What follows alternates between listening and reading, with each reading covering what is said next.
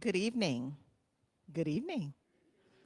Thank you so much for joining us this evening. My name is Rashida Phillips. I'm the Executive Director here at the American Jazz Museum, and we're so pleased to welcome you to this wonderful program tonight called The Big Break. If you're tuning in online, thank you so much for being with us. At the end of the program, we'll have the opportunity for a few audience questions, so feel free to put those in the chat. Audience participation we invite too. So my first question for all of you here is, how many of you have seen the Disney movie Soul? You can raise your hands.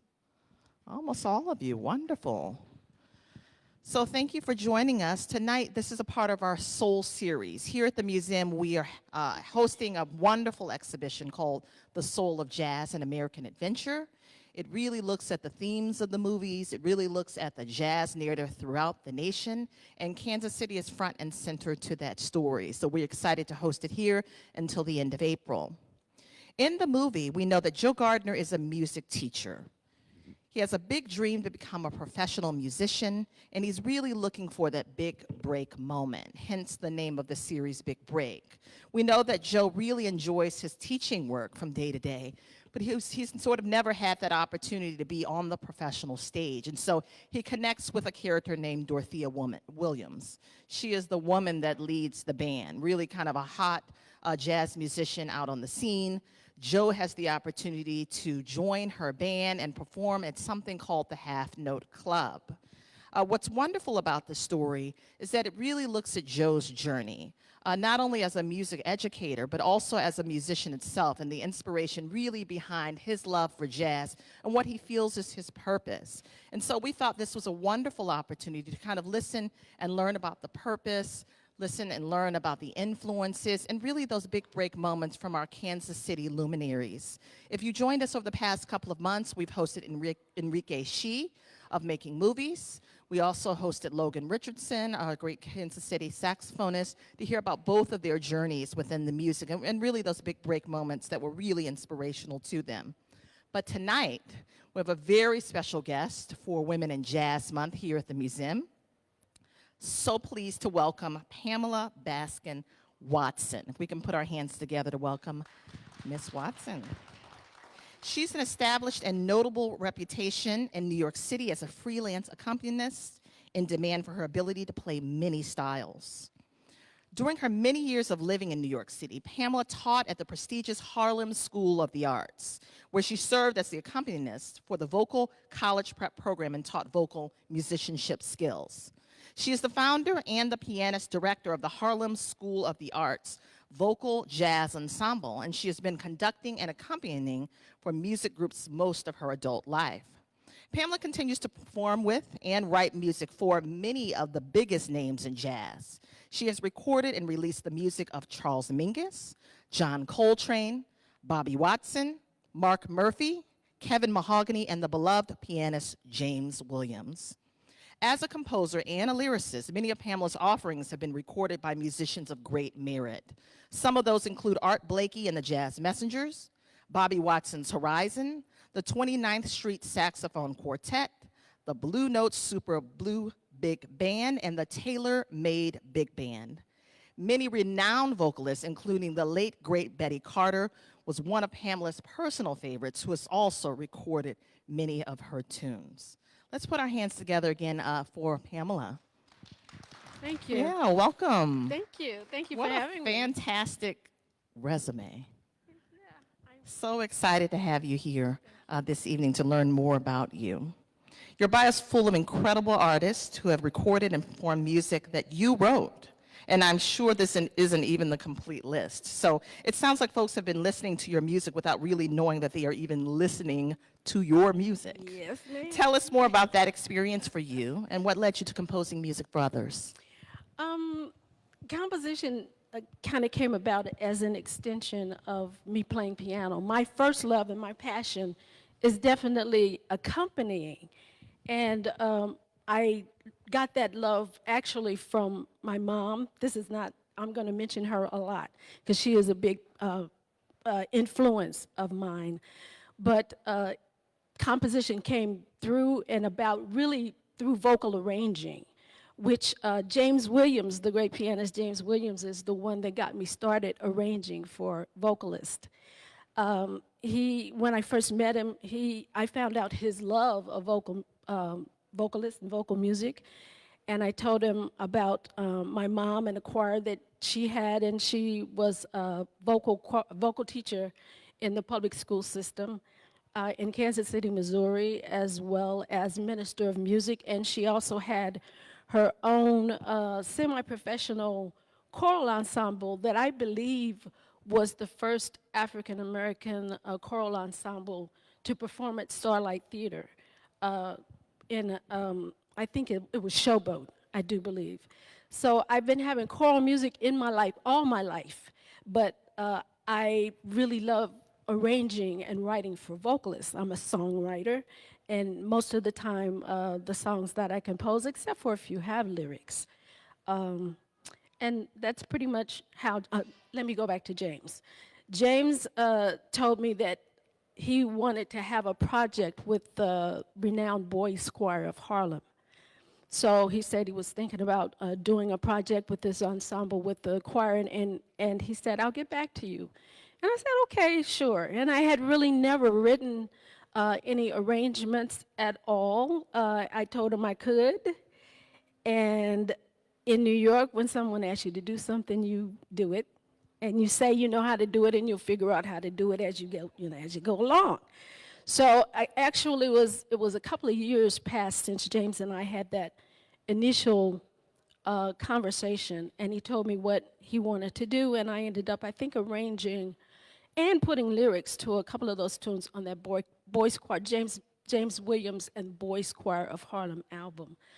And that's when actually my arranging for vocalists started happening. So that's really part of my composition thing. It's mainly for arranging for voices, but I have been fortunate enough to have some tunes that have been recorded by some pretty notable people. So, yeah. Yeah, when I think of you, I think a little bit about Mary Lou Williams, who's one of our great luminaries here in Kansas City, and of course coming from Pittsburgh, because she became the lady that swings the band. She really kind of became the principal composer of a lot of that music from Andy Kirk and others as her career continued to expand over time. So composition is a really rich art and really important, I think, that folks don't always realize what's happening behind the scenes. So really excited about that. Also wondering, you mentioned your mother a little bit. And so I'm wondering about what really led you to love music. What was it with your connection with your mother that really sparked that? Okay, I come from a very musical family, everyone in my family. And my oldest brother played the trumpet, and from high school, he was on both sides of the thing. He did the classical thing. I can hear him right now down in the basement doing the Arbin method, practicing all the time, but he also was a very good jazz improviser. And actually, that's where I met Stan Kessler, because my brother, Rodney Baskin, him and Stan used to run hard back in their early college days. And then my brother no longer plays trumpet anymore, but he transferred his love of music to electric bass, and he doesn't play anymore, but he's played with some of the ensembles here in the area. My next oldest brother, Vincent, was a phenomenal violinist all the way from grade school through college. But when he got to college, he changed his major to voice. So, and he, was on his way to go, out there, but life does what it does, and he is no longer with us. And then the next one is me, and I'll go back and talk about me later, but after me is my brother Timothy, who also was a phenomenal tenor saxophone player here in this area. He's played with Ida Macbeth, and he's played with, used to be Bloodstone and Max Groove, and I just found out that he had played with Mother Mary Moore. He's made his mark, but life has it. Unfortunately, we don't know where my brother is, so I give him peace and blessings. And then there's my sister, Karita Carter, who is a phenomenal trombone player. And a lot of you, if you have been, she's one of the members with Lewis Neal's big band and the Kansas City American Jazz Museum big band, and she is with small groups, and sometimes she works with me in some of the musical theater pits around town. So that's where my family. My dad was also a very wonderful bass baritone, and he graced some of the choirs in churches and communities around town. But that brings me around to my mom. She, like I said, I think that she taught at Central, and she taught at Southeast, I do believe, here in Kansas. And you got to excuse me, this chair is running away from me. It's not me, I'm not moving. Okay. But she, my love of piano and accompanying also came from that experience of hearing the choir, her choir called the Kansas City Meister Singers. They used to rehearse in our house once a week for many years. From mid-grade school, I think they probably disbanded when I was probably in early junior high school. But when we were in grade school, I could barely go to sleep. We had to go to sleep at 8 o'clock because we had to get up and go to school. But the sound of those voices is something that really moved me. And she also had phenomenal accompanists. If anyone remembers Reginald Buckner, who used to be a phenomenal organist in this tri-state area, and he was also my junior high school teacher. He was one of my mentors, as well as Gladys Kashan, who the drummer Johnny Kashan, that's his mother.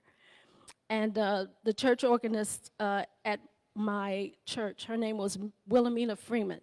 I mention those people even though you might not know them, because I consider them to be mentors for me, even though I never took a lesson from either one of them, because I was impressed that they were so knowledgeable about their craft.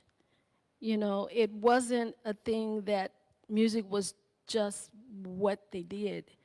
It was kind of who they were.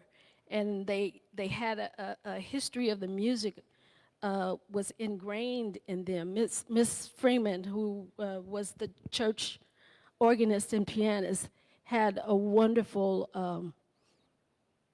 she knew classical music, you know. She could play pretty much anything.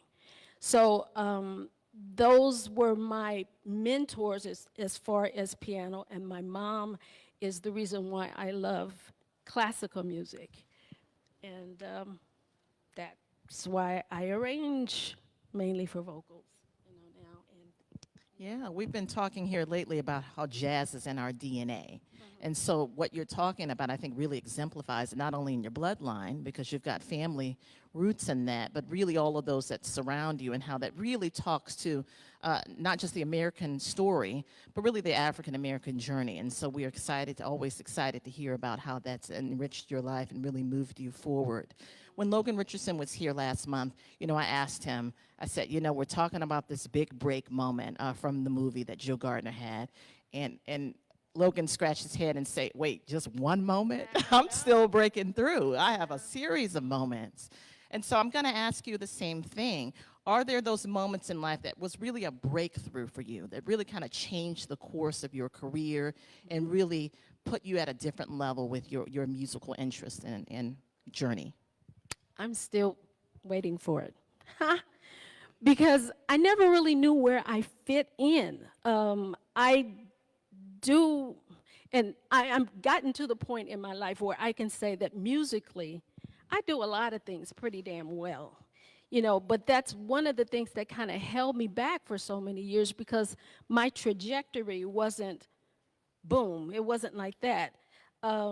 So my daughter sent me a snippet of a TED Talk about a month ago, talking about trajectories of careers. I think it was Brene Brown, I'm not sure. But the person was saying that creatively in their studies, they have discovered that there are jackhammers and then there are hummingbirds. And a jackhammer is someone who just, they know exactly what they want and they go directly at it. Our son he's a chef. He's wanted to be a chef since he was in middle school. And he is now a chef and he's 30-something years old. He knew exactly. Our daughter is a graphic artist. She's a photographer. She is in multimedia. And we talk a lot about this because she and I were saying we don't know how to brand ourselves. What exactly do we do? So I found out that a hummingbird, which I am, is someone that pollinates a little bit over here, pollinates a little bit over there, da da da da da. And when it's done singularly, it doesn't look like much. But when you put it together, I mean, I would have never thought that I have things recorded by Art Blakey, Betty Carter, Kevin Mahogany, Roy Hargrove, Terrell Stafford, you know, and this guy over here, if you can't see, it's Bobby Watson. But I also am a teacher. I do finale very well. I am a lyricist. You know, you get my point. And for the longest, I never thought that I was very good because I didn't have that straight ahead trajectory and some singular thing that I can say, boom, that's what I do. But I now know that breaks come and they accumulate, you know. So that's me. That's my story. Thank you. I think often it's the in-between that matters most, right? Life is kind of a winding path, but the way that we connect those dots really can be meaningful when you look at the entirety of what your contribution is. I want to get to some of the music. I know you've done many disciplines. As you mentioned, your interest is very wide and varied, but you've done jazz, you've done musical theater, opera, etc. I'd love to, if we can cue up some of Pam's music, and we can talk a little bit about what those compositions are and some of the inspiration behind them. Okay. Well, the first one would be my arrangement of Sometimes I Feel Like a Motherless Child, and that is my homage really to what I got from my mother. She loved spirituals. She did spirituals in her choir. As a matter of fact, when we were growing up, she really didn't allow us to listen to gospel music. And yeah, it's a little bit of, but she learned. But spirituals was really one of her loves. And this is an arrangement that was done by the World Youth Choir. I didn't know anything about this until somebody told me about it, that they had heard it on YouTube. I think it was my daughter. And the World Youth Choir is something that is very competitive master camp or whatever that they take auditions from people all over the world. And they chose one of my arrangements to put on their 10th anniversary album. So that's Sometimes I Feel Like a Motherless Child.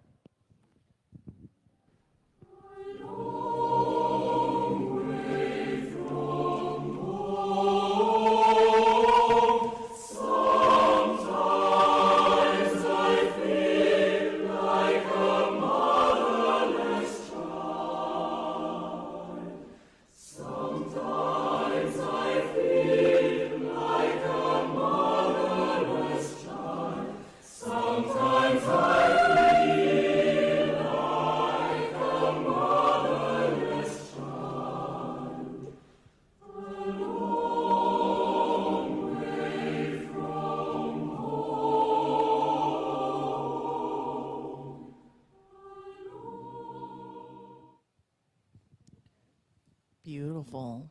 You know, I grew up in choirs, and I always believe in the rigor of them, the musicianship, because they really teach you a lot about sight reading and singing along with folks and collaborating. And there's just something really powerful and rich about that voice and the harmonies that come together. So really beautiful.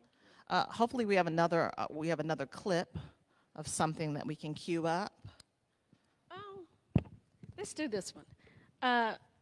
Pretty much all the clips that I have kind of have stories. But since he's here, the tune Miss BC, which was written for Betty Carter. Okay, the longer story, and I'm not going to make it too long, but I have to give you some backstory. When Bobby and I first got married, he went immediately, pretty much, after we got married, to get on the road with Art Blakey. And they were gone for long periods of time in between. But I actually did something that a lot of people don't get a chance to do, and I got a chance to do a cross-country road caravan trip with Art Blakey and the Jazz Messengers. And they started out in New York, and if I remember right, we drove all the way to California and then started making stops along the way. But pretty much all of the stops, we either ran into Betty Carter either closing and they were getting ready to open, or either the opposite way around.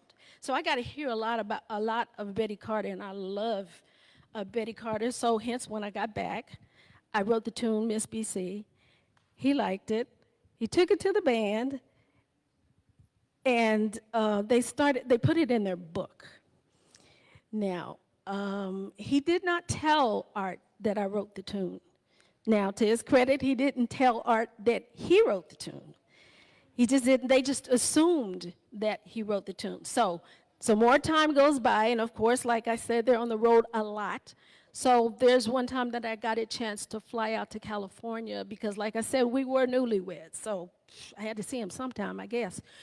And the night of the first night I got a chance to sit in the audience and hear them, I find out this story. They did the tune. I was thrilled. It sounded wonderful. And then Art took the mic, and he was getting ready to say, well, the tune that we just did. But he says something to the effect that I just found out some information backstage right before we were going to do this tune, and Bobby had to confess. He told me that it wasn't him that wrote the tune, but it was his wife, Pamela. So it ended up being kind of now sort of a little bit of urban legend, because Art said that we now know that Pamela writes the tunes and Bobby just puts his name on it. And I just thought it was a joke.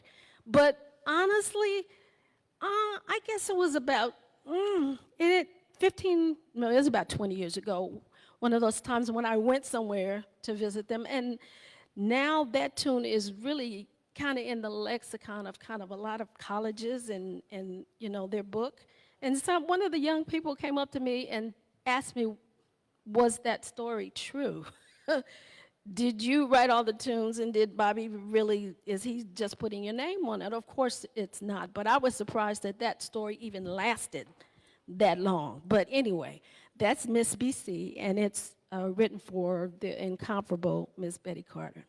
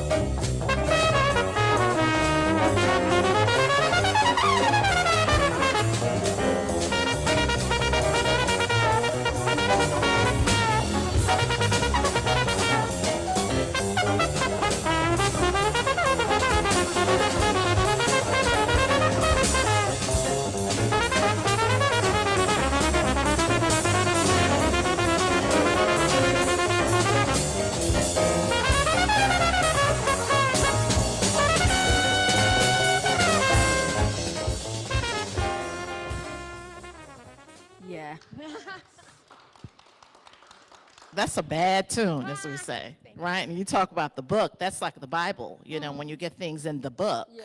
That really goes to show how much of a force not only you are, and Betty Carter was a force herself, but really having your compositions in the book is really so important. So what beautiful selections you shared with us. It's very different selections too, which again shows us the versatility of your work.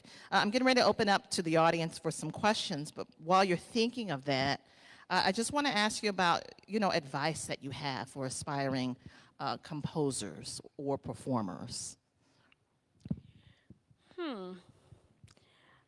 I would say don't limit yourself to a specific trajectory, you know. Music is a big old tree with a huge trunk and all of the branches. You can be a composer, you can be an arranger, you can be a singer, you can be a, you know, and a teacher. Please do not discount being a teacher. I know you asked specifically for composers, but because of the fact that I am not a singular one, I have to speak for all of it, because there might be some people out there that thought like I did, that I really wasn't that great because I didn't have a singular trajectory. But if you are a teacher that is helping to further this stuff on, that's really a wonderful thing too.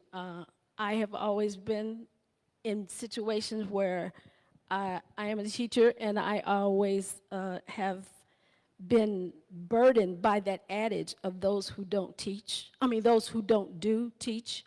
But that is a dumb thing to do, because anybody who is a master of anything learns something from somebody. So, you know, be open.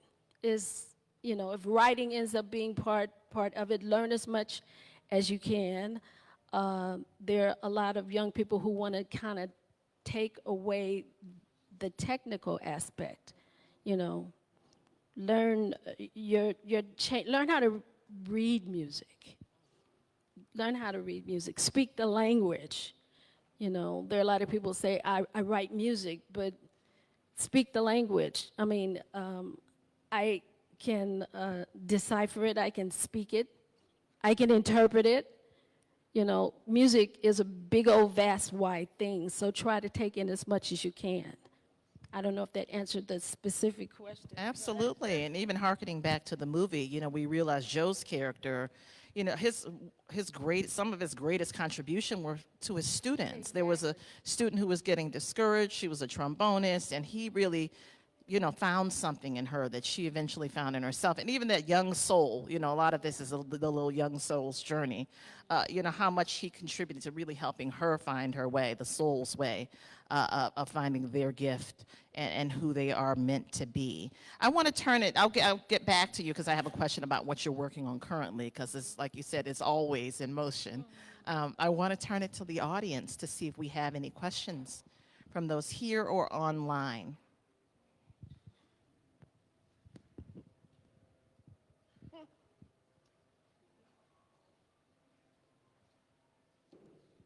That is a no. Yes. Just have a general question. So you have all these different interests in music. What really turns you? Is there any one that turns you on? Nope, that's what I'm talking about. Because it's all music. And for me, well, okay, I take that back. Like I said before, everything that I do stems from my love and joy of a company. It really does. So if I were to say any one thing, that would be it. I love, a lot of people think that accompanying is just playing for somebody, but it is not that. A lot of people think that it is just a skill set. It is not that. It is an art form. And a lot of people who play the piano, they can burn the piano down, but I've seen some people who can burn the piano down, but they cannot accompany. You know, there's there's a simpatical that you have to have. You have to be able to set a playing field of mood and everything for the person that you're playing with, not for. Can get on that playground and play, but you can also play with them and create. There's a certain form of expansion, ebb and flow that you can get with this other person when you are accompanying, and that is what my first love is. So I guess that would be the answer. Yeah. I love hearing that. We just recently had Vanessa Rubin here at our Blue Room, and I was talking to a few folks after the show, and I said, you know, how beautiful it was, the accompanying that was going on with Bobby Watson and Reggie Thomas and Carl Allen. And being a vocalist myself, you know, sometimes folks are just banging away behind you. They're not quite listening to what you're doing, and you need that lift, right? Because there's that cohesion in the sound that's so important for the audiences to really be able to understand not only the mood, but sometimes the lyrics and really where it can take you. So that art of accompanying, I think, is one of those behind the scenes, again, that people just don't, maybe they take it for granted, or they're not really thinking about how important it is for that support to happen to support the featured artist. Are there any other questions out in the audience?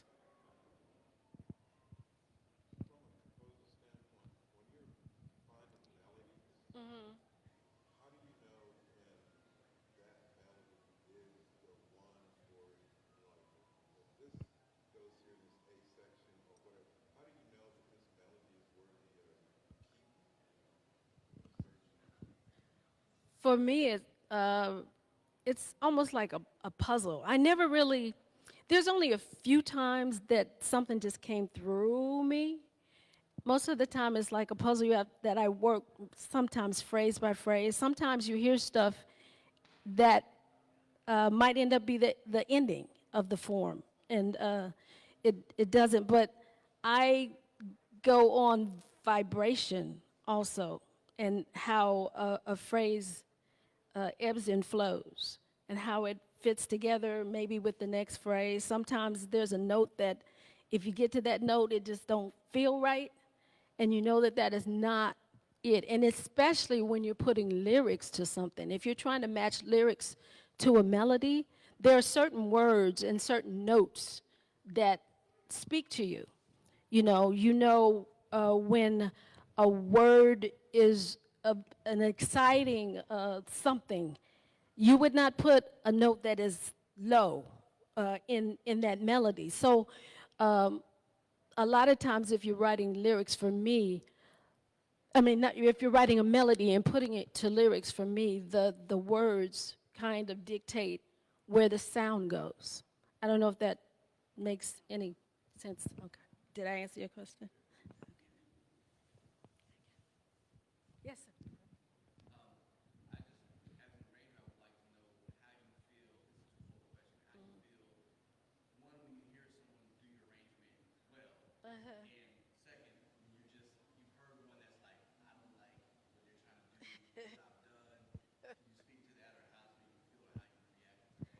Um, when stuff is out, when it gets out in the atmosphere, it's no longer yours. So people have to interpret it the way they hear it or feel it. And I also, if something is sincere, even though it might not necessarily be something that I would do, then I have to honor what they did, but you have no control over it once it's out there. They can, hopefully they don't butcher it, but if they do it as the best that they knew how to do, then I have to honor that, you know.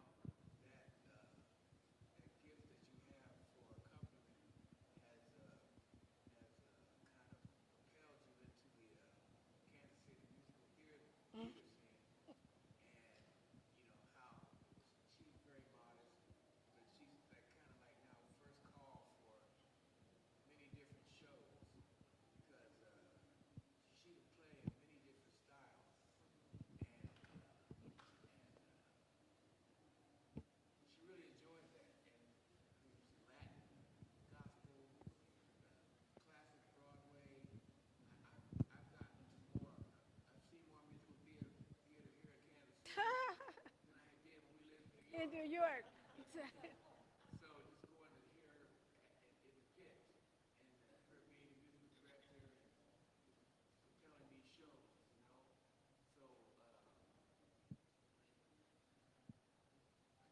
The question is?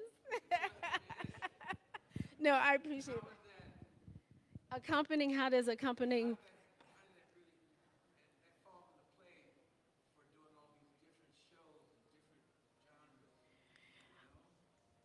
Um, Thank you for that. But yes, that's all a part of it. I kind of fell into the musical theater thing because I accompanied for a particular person. I tell this story. I don't know if anyone knows Dr. Robert McNichol here, but uh, I had done a couple of accompanying jobs with him and for him. And then all of a sudden, he called me one day and said, "Look, I'm getting ready to do this show, and they need someone to play. Would you be up for doing that?" And I did it. It just so happened it was like a book in hand show. It wasn't fully staged or anything, and I was the pit. It was just me, and it was, you know, but that because of the fact that I have worked with vocalists a lot and I understand and can translate and teach, I think people saw that, and from there, I started being asked by different musical theater companies here in Kansas City to be musical director or either play the pit. I don't mind doing just that too. But I just love working with the voice. I don't know in particular if, well, let me not say that. Um, that sort of led me into a little bit of knowledge of working. Yes, I have written a musical theater. We call it a folk opera. Myself, along with the notable actor, director, Nedra Dixon. And we just did a workshop version of our piece here at the Blue Room about a month and a half ago. And my knowledge of writing for the voice helped with the very long process of writing a musical theater piece and trying to get that out into the atmosphere. But I don't know if there was a specific question, but that all ties in. Uh,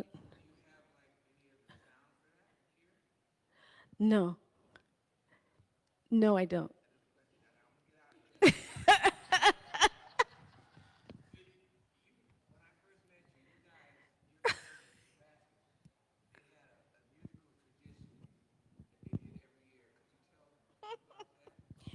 Yeah, we were kind of quirky because everybody we would do them around the piano. We would sing the Messiah. Everybody take a part. And when I guess we were dating, and he came in, and then I think his comment he always says when he tells this story is that we were the weirdest Negroes he'd ever seen. So, but that was part of the love of the whole. And I also have another story about this, and um, it really doesn't translate really to what we're saying, but it's a fond memory of mine, the great John Hicks, pianist. We would always have a big thing at our house, our apartment in New York, and he came up one time, New Year's Eve, and he saw it on the Messiah, the copy on the piano, and he sat down and he started playing it, and he told me to play the left hand, and he played the right hand, and I had that experience of playing with John Hicks. So, it's I don't know what that came from, but that was another experience. Beautiful. How about we cue up a couple of more songs talking about the breadth of your work? Let's hear a little bit more. Let's do Terrell Stafford, the trumpeter. I think his first album or second album. He said he wanted to do an album of. They weren't all gospel. There wasn't all gospel music, but just spiritual tunes. So one of my favorite songs and one of his favorite songs was well, I did two of them. I did Somebody Bigger Than You and I, but I also did, and I just went blank. He knows how much you can bear. Thank you. So this is my arrangement with, and Mulgrew Miller is the one that does the lead into it in the traditional style, and then the band breaks out into my arrangement. I think I left a little bit of Mulgrew in there, so.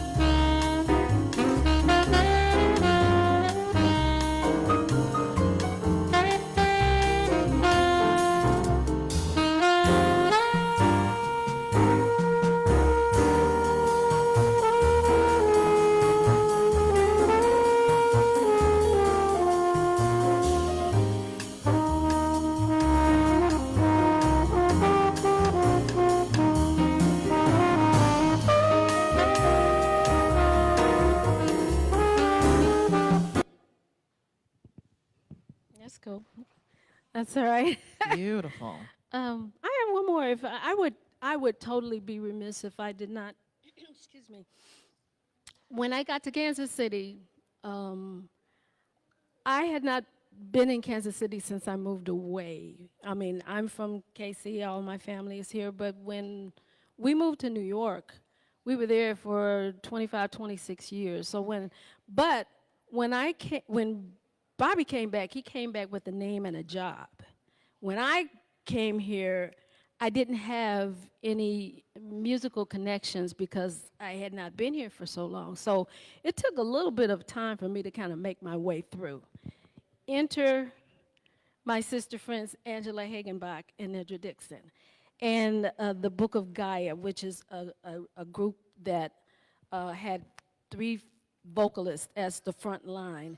When she called and asked me if I would be up for playing piano, she said she didn't know I sang, but we had a very good connection. We worked like a dog. We really did. Every Monday and Wednesday, a lot of people don't know this. Every Monday and Wednesday for, I know, at least 3 years straight, we would rehearse, and we would be there at 11. You can tell we're all retirement age too, right? Because we could do it every Monday and Wednesday. But we would rehearse and over each of our houses. We'd start at 11, and sometimes I wouldn't get home till almost midnight sometimes. We would always have, one of us would take turns cooking lunch or dinner. And we just delved into the music, and I did more vocal arranging for that book. Like the first 2 years we were together, I was like arranging all the time. I think 90% of the book, of which we ended up having quite a bit, were my arrangements. So I would be remiss in not playing a little snippet of this, and I think it's Lester Left Town, my arrangement of that.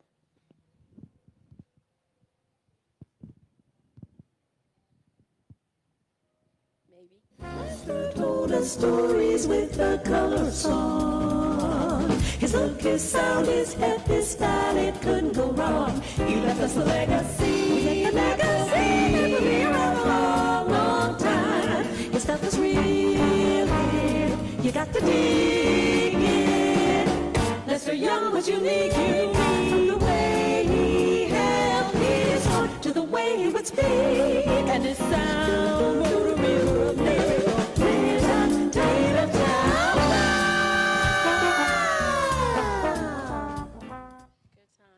Wow, that's so those tight harmonies. Ooh, beautiful.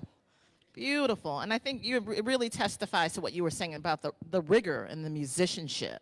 You know, all of that work, you got to put in that work. And you can really see it exemplified and hear it exemplified in your music. So really beautiful stuff. Before we close out this evening, are there any more questions? I think maybe I saw one more question in the audience. Oh, okay.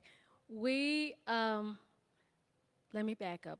2020, I knew that this piece that Nedra and I has been a passion since 2016. I'm not going to give the full story of this piece, but we started writing together about 2016. This piece is called Now, and this is the definite title. It's been two different titles, but it's called A Gossip's Tale of Folk Opera. And the iterations of it have been read twice in New York with equity actors and the whole bit. And we knew that it was not going to serve a purpose for it to just be read, simply read again. And we were never a part of the rehearsal process whenever it was done. We were just flown in and we saw what happened, which was all wonderful because it's all continuation to try to get the piece done. It's a lot of work and a lot of changes. I had no idea what it takes in order to get a piece out in the atmosphere. So 2020 comes, yes, COVID shut down, but that I was working toward getting grants and all of that, and we were determined that we were going to do a workshop of this piece. And a workshop reading usually entails only about 29 hours. If you're doing on the equity scale, you only have 29 hours from start to finish to get something up and running for a presentation. That's not any time at all, but thank goodness to the very talented women here in Kansas City, and for some of the women in further iterations before. I thank everybody. But we got a wonderful recording of it, and we got the final edit. And I do want to say that that was also with help. I got a small grant from ArtsKC, and I got another grant from Opera America. And we partnered with the Black Repertory Theater here in Kansas City in order to get this done.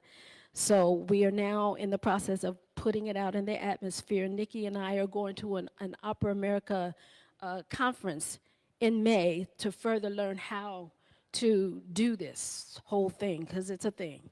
So I thank you for asking, Marilyn. So that's where that stands, and hopefully there'll be some productions that you guys will be able to come and see here.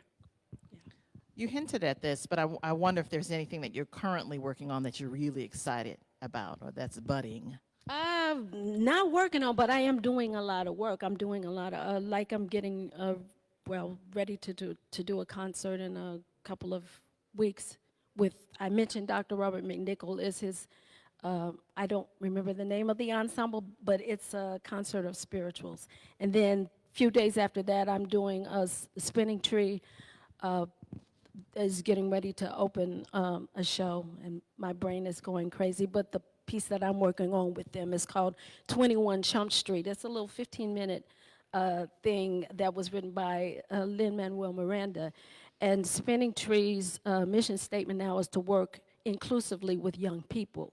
So it's that, and then right after that, I will be doing cabaret with Musical Theater Heritage.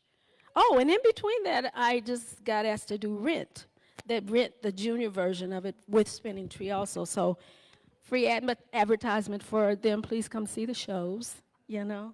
But that's, with that, I kind of don't, I don't have any time to kind of work on stuff again for a short period of time. But. Absolutely fantastic. Thank you so much, Pam, for sharing your journey with Thank us. you. I want to remind everyone here, too, as well, that you can join us in the Blue Room immediately after this program for a Monday night jam session with Baby J and the Cradle Robbers. These free programs are made possible by our donors and members who support the museum, and with their contribution and purchasing memberships, it really helps us to keep the programs going. Tonight, we are giving away a Disney prize pack. With a beautiful soul coffee table book, a journal, and a t-shirt. Anyone who purchases a membership this evening will be entered into that drawing, so please join us with that. Also, you can visit our website at www.americanjazzmuseum.org to purchase a membership and also see other events that are coming up. Next month, which is Jazz Appreciation Month, and we've got International Jazz Appreciation Day coming, we will be featuring a conversation for the big break with Harold O'Neal. And Harold O'Neal had a hand into some of the musical scoring for this movie, Soul. So we'll be really excited to hear about his journey. Also on April 30th, we've got a wonderful fundraising event called Believe In, which will feature the Charles Mingus Big Band. So please make sure to look online and look out for tickets for that event and join us for that fundraising opportunity. Let's put our hands together this evening for Pamela Baskin Watson. Thank you so much for joining us. Thank you all for coming. Truly a gem in the city. Thank you, and we look forward to joining you next time. Take care.